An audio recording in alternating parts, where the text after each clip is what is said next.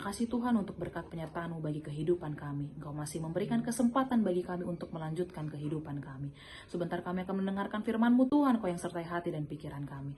Inilah Tuhan doa permohonan kami, hanya di dalam nama Tuhan Yesus Kristus kami berdoa dan mengucap syukur padamu. Amin. Saudara-saudari yang terkasih dalam nama Tuhan Yesus Kristus, firman Tuhan kita pada hari ini tertulis dari Yeremia pasal 17 ayat 7-8. Saya akan baca untuk kita semua, kita boleh ikuti di dalam hati kita masing-masing. Diberkatilah orang yang mengandalkan Tuhan, yang menaruh harapannya pada Tuhan. Ia akan seperti pohon yang ditanam di tepi air, yang merambatkan akar-akarnya ke tepi batang air, dan yang tidak mengalami datangnya panas terik, yang daunnya tetap hijau, yang tidak khawatir dalam tahun kering, dan yang tidak berhenti menghasilkan buah. Demikian firman Tuhan. Saudara-saudari yang terkasih dalam nama Tuhan Yesus Kristus, firman Tuhan kita pada hari ini menuliskan mengenai apa yang terjadi bagi bangsa Yehuda pada saat itu. Mereka mengalami krisis dalam kehidupan mereka.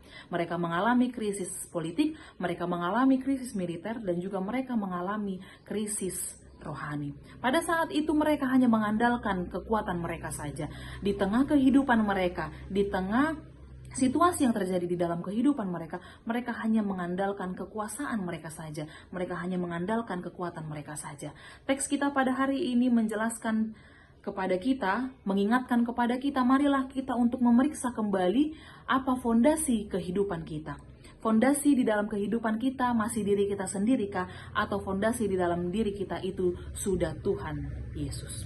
Itulah yang ingin ditekankan kepada kita, bahwa ternyata sistem dunia ini bisa runtuh. Kekuatan yang kita miliki itu terbatas. Tapi saat kita sudah mengandalkan diri kita kepada Tuhan, kita pasti akan memiliki daya tahan yang lebih kuat.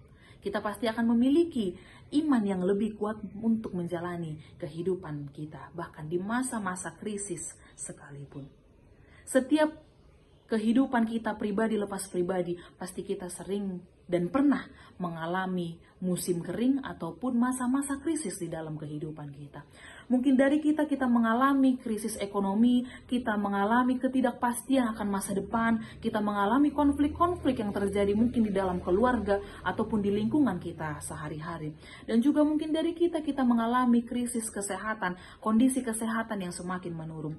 Tapi dari situ semua ingin dikatakan kepada kita, ketakutan dan kecemasan pasti akan menghampiri kehidupan kita. Tapi dari atas itu semua, bagaimana kondisi kecemasan dan kondisi ketakutan itu bisa kita hilangkan. Dan dari teks kita ingin dikatakan kepada kita, saat kita mengalami kehidupan yang sedang jatuh, kita mengalami krisis di dalam kehidupan kita, yang ingin ditanya kepada kita adalah, pertama kali kita mencari pertolongan kepada siapa? Apakah kita sibuk mencari dan mengandalkan kekuatan kita saja? Apakah kita sibuk hanya mengandalkan kehebatan kita saja?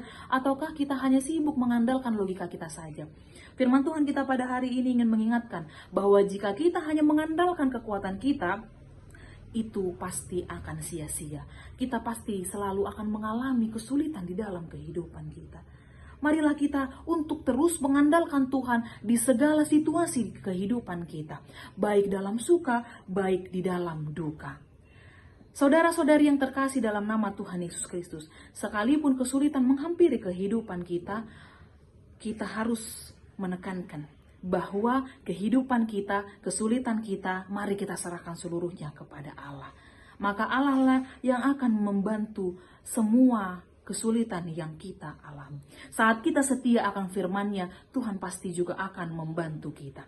Inilah yang membuat kita sebagai orang percaya nantinya tidak takut dengan apa yang kita alami di dalam kehidupan kita. Hidup yang benar adalah hidup yang berjalan di jalan Allah. Dan hidup yang benar akan terlihat dari hidup kita yang akan terus berbuah di dalam kehidupan kita. Jadi saudara-saudari yang terkasih, marilah kita tidak jemu-jemu melakukan hal-hal yang baik, hal-hal yang berkenan di hadapan Tuhan. Maka buah dari situ, buah dari apa yang kita lakukan mengenai peristiwa yang baik, itu juga akan menghidupi kehidupan kita. Marilah kita bersukacita selalu di dalam Tuhan. Marilah kita andalkan Tuhan di dalam setiap aspek kehidupan kita, baik suka maupun duka. Amin, kita berdoa. Terima kasih Tuhan untuk berkat penyertaan-Mu bagi kehidupan kami. Terima kasih atas firman-Mu yang telah kami dengarkan. Kiranya firman-Mu bisa menjadi pelajaran di dalam kehidupan kami, bisa menjadi perenungan kami untuk kami melanjutkan aktivitas kami. Inilah kami Tuhan, hanya di dalam nama Tuhan Yesus Kristus kami berdoa dan mengucap syukur padamu. Amin. Shalom, terima kasih, Tuhan Yesus memberkati.